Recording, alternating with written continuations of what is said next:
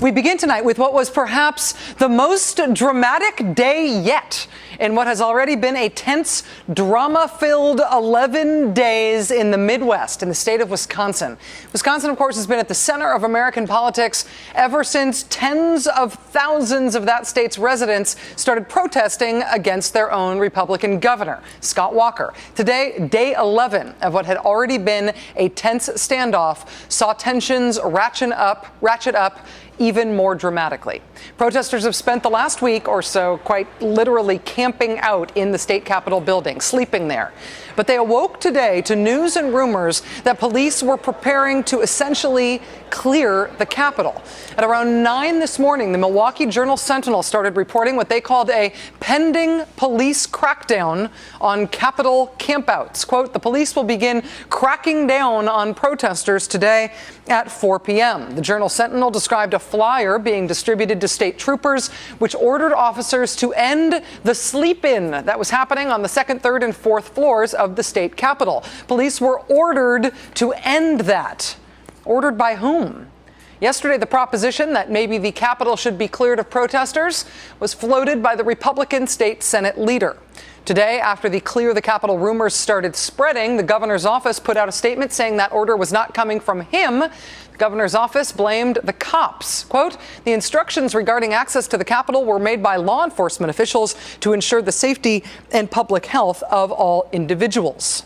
Law enforcement officials. Law enforcement officials are the ones who want to clear the Capitol, he says. Well, just about 3 short hours after that statement came out from the governor, came this headline. State Capitol will remain open. Police group says it stands with protesters. By midday today, the Wisconsin Professional Police Association was essentially locking arms with these sleeping-bagged protesters inside the state capitol. The head of that police union calling on Governor Walker to keep the Capitol open and allow the protesters to stay, adding, quote, we will be sleeping among them tonight. The police. Protesters are being allowed to stay inside the Capitol tonight. But starting tomorrow, authorities say sleeping bags will not be allowed inside. The Capitol will be completely closed for a short period of time on Sunday for a literal cleaning of the place. What happens after that in terms of protesters being allowed back in? Today's drama about clearing the Capitol of protesters followed a chaotic middle-of-the-night vote after midnight on the bill that has these protesters there in the first place. The bill being proposed by Governor Walker and state Republicans to effectively strip union rights in Wisconsin, to bust the public sector unions. At around 1 a.m. this morning, this is incredible, Republicans in the state assembly pulled off a surprise out-of-nowhere vote on that bill in the assembly chamber. After 61 hours of debate, they unexpectedly, at around 1 a.m., opened a vote on the bill and then closed the voting within seconds. In the utter confusion that ensued, nearly one-third of the entire body cast no vote on the bill at all because they had no idea what was going on. But in their middle-of-the-night, seconds-long, what just happened, closed down the vote, surprise attack, the bill passed. It passed that one chamber. Democrats erupted in anger afterwards. Watch this tape that we've got here. This is 1 a.m. after the Republicans pulled this lightning strike, seconds-long vote. Look at the reaction.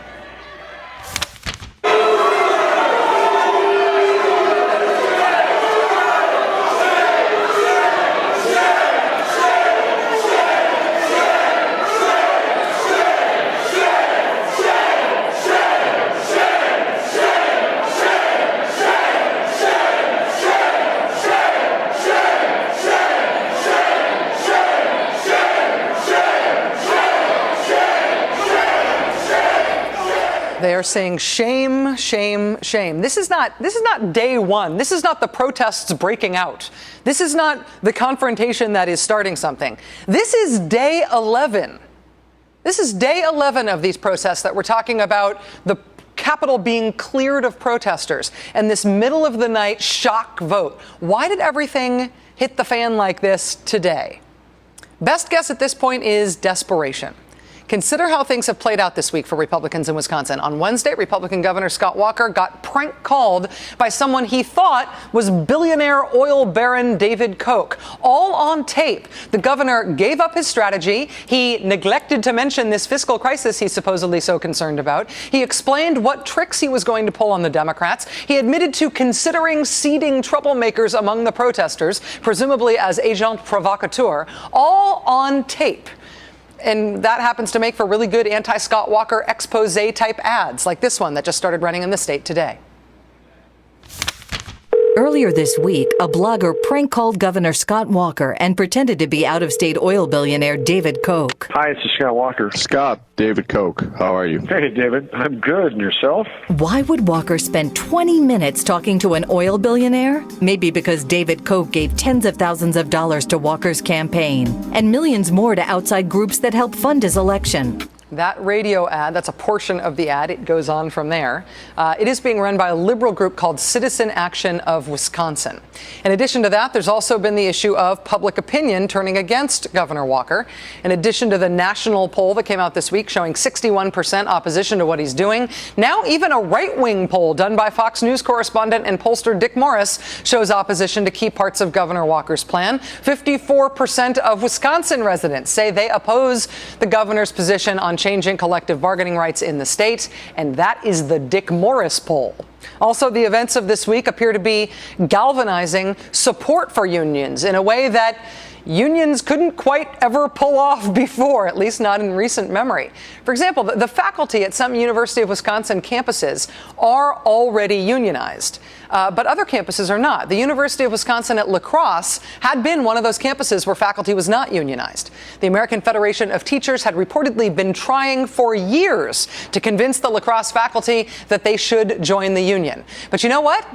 Scott Walker sure has a way of convincing people now. The faculty at La Crosse voted on unionizing yesterday. They got 87% turnout, and they decided that they would unionize by a vote of 249 to 37. It may have been hard to convince people to join a union before, but Governor Walker has made that decision a whole lot easier now. The National Republican Party threw its lot in with Scott Walker right from the start.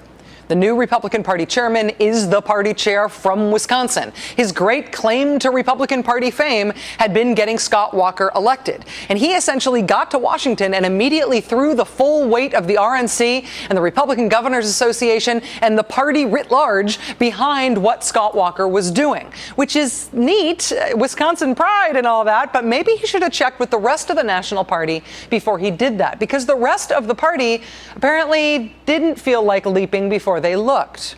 As we mentioned earlier this week, the Republican Governors Association launched a shiny new website called standwithscott.com. It is lovely. But as Politico.com pointed out today, quote, just 4 of the 29 Republican governors in the country wrote blurbs for that website. 4 of them. 4 real live human individual Republican governors. There are 29 of them, and it is 4 who are willing to put their reputations behind this. The news is not much better for Governor Walker among national Republicans in his own state. When asked by the Milwaukee Journal-Sentinel whether he supports Mr. Walker's plans to curtail collective bargaining, Republican Congressman Paul Ryan of Wisconsin said, quote, "I'm not going to get into that.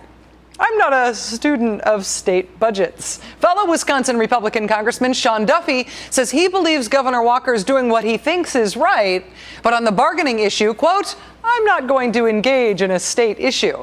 Then there's Republican Congressman Reed Ribble of Wisconsin, who did criticize Democrats for leaving the state, but he said, quote, "I don't have any problems with the protests going on." These are Wisconsin Republicans. The way you win a political fight, the way you attract people to your cause, is by succeeding. People like winners. People tend to join winners.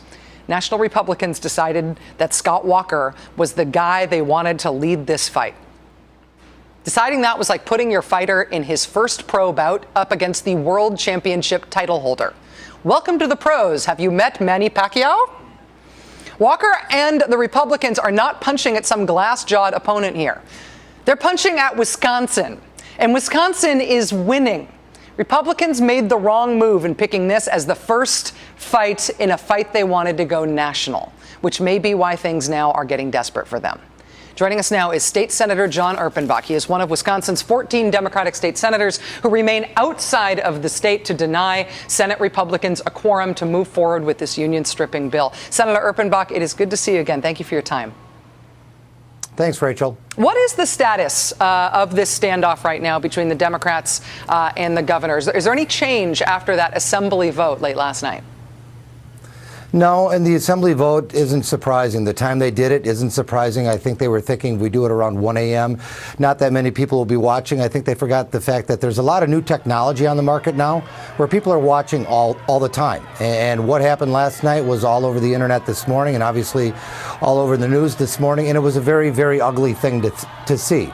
What they maybe should have done was maybe just taken a break and step back and say, let's come back, at 10 in the morning and we'll continue the debate. 61 hours is a long time. There's no doubt about that. But if you take a look at the issue they're dealing with, Rachel, it's tearing us apart in Wisconsin, as I told you before. So this needs at least 61 hours of debate, plus a break and then more debate. So it ended ugly, but that's apparently the way they want to do things with the Republicans in the state Senate. Are you worried about these reports of potentially clearing protesters from the Capitol? We know that people are staying overnight. We know one police union is pledging to have its members stay with protesters. We've also heard that protesters will not be allowed to have sleeping bags in the state Capitol as they have in past days as of tomorrow, and that the Capitol will be cleared altogether for a short time, at least on Sunday. Are you worried about those reports? Yeah, I am a little bit, simply because it's been loud at the Capitol. There's no doubt about that, but it's been peaceful.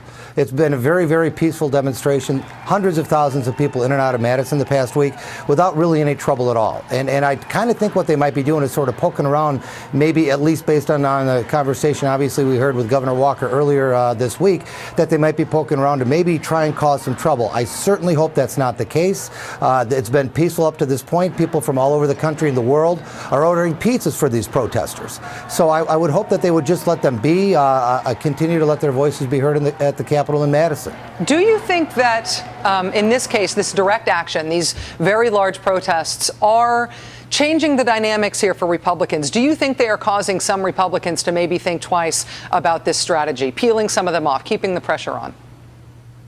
Yeah, I think it is, which is part of the reason why we tried to step back so the debate could continue, at least give people in Wisconsin a chance to read the bill early on. Obviously, a lot of them have read it, and there's all sorts of issues involved in this legislation. But people have read it, and they don't like what they see. We see that in public opinion polls, and I got to believe the Republican polls are showing them the same thing. So, yeah, people are very, very upset, and more people are continuing to show up again, not just in Madison, Rachel, but all over Wisconsin, and it's good to see. What about the governor's threats to lay off literally thousands of state workers if he does not get his way? Are you worried that he will follow through on that threat, or do you think it's just words? He doesn't need to, and he doesn't even need to send out the layoff notices, because all the public employees at the local level and the state level and all of the teachers in Wisconsin have agreed to every financial condition the governor has asked, to the penny. So what he's doing with these dedicated public service servants, people who plow our streets, our nurses, our teachers, everybody in the state of Wisconsin, he's using them like poker chips. To me, that's a total lack of compassion. I've heard 1,500 layoff notices. I've heard 5,000 or 6,000 layoff notices, and he doesn't need to do that because they've given him the money he needs in order to balance his budget. Senator Erpenbach, one last question for you, and it is a question I have asked you before, but it's still important every day, and that is that we all know that in order for the Senate Republicans to get a quorum, in order to pass this union stripping bill, they only need to peel off one Democrat. If only one of the 14 Democratic state senators goes back to Wisconsin and is returned to the state Capitol, they get the quorum and that bill passes. How is the level of solidarity and unity among you 14? Are you at all worried they'll be able to peel somebody off? No, we're really strong. The phone call obviously helped. The governor's true intentions started to come forward, and that's very disconcerting to us. But there's a way we've always done things in Wisconsin. When there's a disagreement between two sides, you sit down and you talk about it. We've never been in a situation in the state of Wisconsin, even under the 12 years of Tommy Thompson's reign in the state of Wisconsin, where it's been, okay, we're doing it my way and that's it, and you have absolutely no input. Governor Thompson knew enough to sit down with the public employees unions, and they worked well together, and sit down with Democrats, and they've worked well together. Governor Walker hasn't learned that lesson yet, and hopefully he will. Wisconsin State Senator John Erpenbach joining us from outside Wisconsin. Thank you for your time, sir. Have a good weekend. All right, thank you. Thanks, John.